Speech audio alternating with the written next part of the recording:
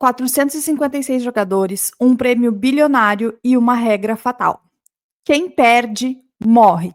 Se liga no recap completo das primeiras temporadas de Round 6, com todos os jogos, os personagens principais, as tramas paralelas e o que esperar da próxima temporada. Mas antes, não esquece de deixar o teu like, se inscrever aqui no canal e ativar as notificações para ficar por dentro de todos os filmes e séries que estão por vir.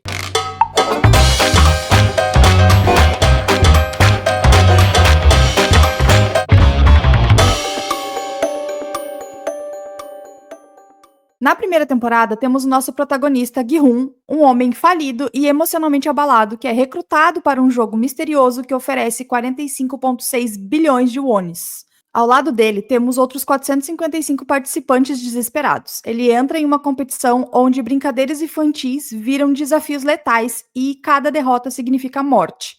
Também temos outros jogadores importantes para a trama. O Cho Sang-woo, ex-colega do Gi-hun, brilhante, mas corrupto, que gradualmente se torna o antagonista moral dessa temporada. A Kang Se-byo, que é a fugitiva, né, da Coreia do Norte, determinada a reunir a sua família, e a luta dela representa meio que um sacrifício e dignidade.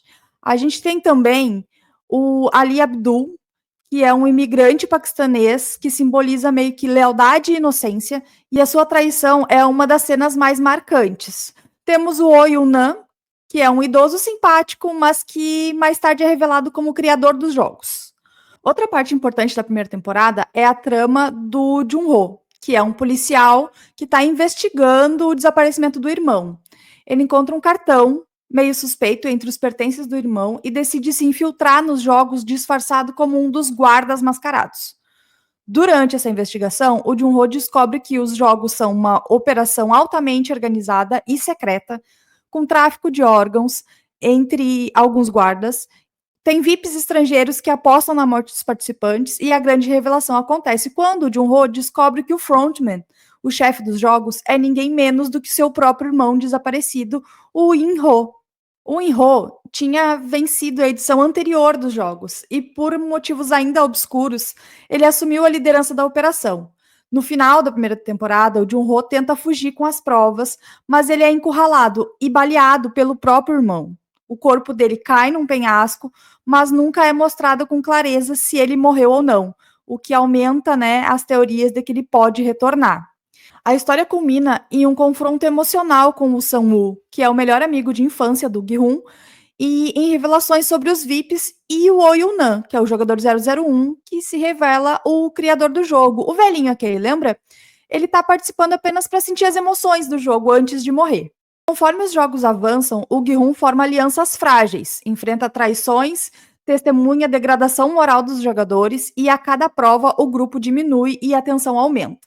Mas agora me contem, vocês lembram quais eram os jogos da primeira temporada? Não? Então eu vou relembrar aqui com vocês. O primeiro jogo foi o clássico Batatinha Frita 1, 2, 3, onde tivemos mais de 250 mortos logo no início do jogo. Aí a gente tem o Dalgona, ou Colmeia de Açúcar, como ficou conhecido aqui no Brasil, que é o recorte perfeito ou morte. Aqui o Gi-hun sobrevive por muito pouco mesmo. Depois vem Cabo de Guerra, onde a equipe do Gi-hun vence usando estratégia. A gente tem o Massacre Noturno também, incentivado pelos organizadores, com 27 mortos. Temos o Bolinha de Gude, onde o Ali é traído pelo Sang-woo e o Ji-yeon se sacrifica. Temos a Ponte de Vidro, que elimina vários indecisos. E, por fim, o Jogo da Lula, que é a final entre o Gi-hun e o Sang-woo, onde o Gi-hun vence, mas ele não mata o amigo. O Sang-woo acaba tirando a própria vida. E aí a gente tem o Gi-hun devastado, né? Ele recusa o dinheiro, ele passa um ano de luto, né? E ele acaba descobrindo que os jogos continuam. Ele decide voltar e agora com um novo propósito, impedir que mais vidas sejam perdidas. E aí a gente lembra, né, que depois que ele ganha, que ele fica devastado, ele descobre que a mãe dele morreu.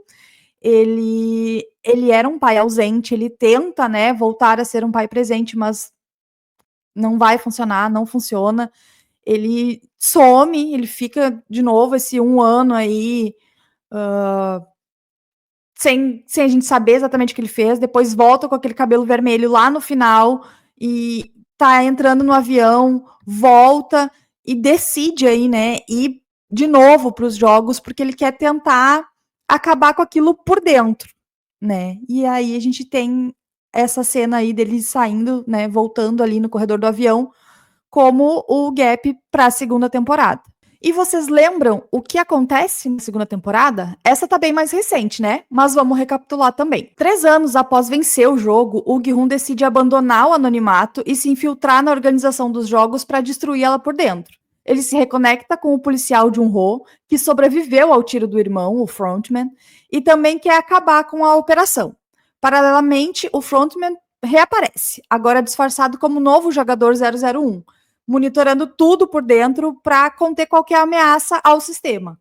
Os jogos são reiniciados com novas regras, estruturas, armadilhas e agora mais sofisticado e cruel, refletindo o avanço tecnológico e psicológico da organização. O embate principal se constrói entre o Gi-hun e o Frontman, não apenas como adversários físicos, mas como representantes de duas visões totalmente opostas de mundo. E aí a gente vem com mais algumas subtramas, que é o próprio Gi-hun contra o Frontman, né, numa batalha ideológica entre revolta e controle, justiça, cinismo. E a gente tem o Jun-ho também, que continua investigando com motivações mais profundas ligadas à verdade e à culpa. A gente tem a Nuyu, uma guarda infiltrada que busca reencontrar a própria filha. Ela questiona o sistema e se divide entre sobrevivência e consciência. Temos o Jun-be, um novo aliado do Gi-hun, que apresenta esperança e resistência coletiva. A gente tem toda a questão do recrutamento e colapso moral, que mostra como o sistema continua capturando as pessoas mais vulneráveis com novas técnicas. A gente vê também o Gi-hun procurando pelo recrutador, né? E achando o recrutador lá numa plataforma. Ele procura em várias plataformas de metrô e tal. E aí, quando se encontram, vem aquele jogo de roleta russa, né? E, cara, que cena insana. Eu tava achando o início de temporada muito fraco, muito ruim. E aquela cena da roleta russa, eu fiquei pasma, sabe? Porque o recrutador é muito insano, velho. E aquele ator, ele é incrível. Pra quem assiste doramas, né? Ele fez Goblin, que é aí o dorama que é unanimidade entre todas as dorameiras e dorameiros. Então, assim, quem já acompanha o trabalho dele sabe o quão bom ator ele é e o quão versátil ele é. E ele tá insano nessa cena. Mas vamos lá. Vamos falar sobre o Gi-hun encontrando com ele, né? E ele tá testemunhando um novo jogo, né? Que agora é a roleta russa com moradores de rua. E aí ele propõe jogar com o cara, né, com o recrutador, e ele ganha, né? Só que o recrutador é na vez dele, né, que ele se atira. E aí a gente tem também, né, o Joaquim Pô letal e um Daxi, né, que é onde começa uma nova seleção. E depois a gente tem Batatinha Frita 1, 2, 3 de novo, só que dessa vez é muito mais insano, porque a tecnologia tá muito melhor, então muito mais gente morre. E aí a gente tem aquela cena icônica da segunda temporada, que é o parou! E, gente, assim, agora eles têm monitores atrás também, que antes não tinha, né? Então é bem mais letal mesmo do que a primeira temporada. Tem também nessa edição a corrida de 6 pernas, né, com mortes brutais. Tem o Socializar, que é uma versão de dança das cadeiras, mas no lugar de cadeiras, são salas.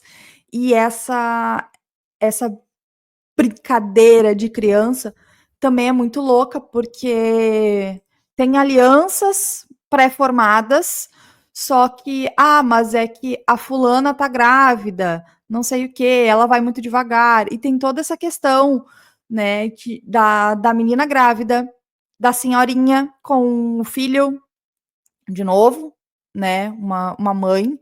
A gente tem uma personagem trans, que já foi do exército, mas, né, nem todo mundo sabe, e que ela sabe lidar com armas e estratégias e tudo mais.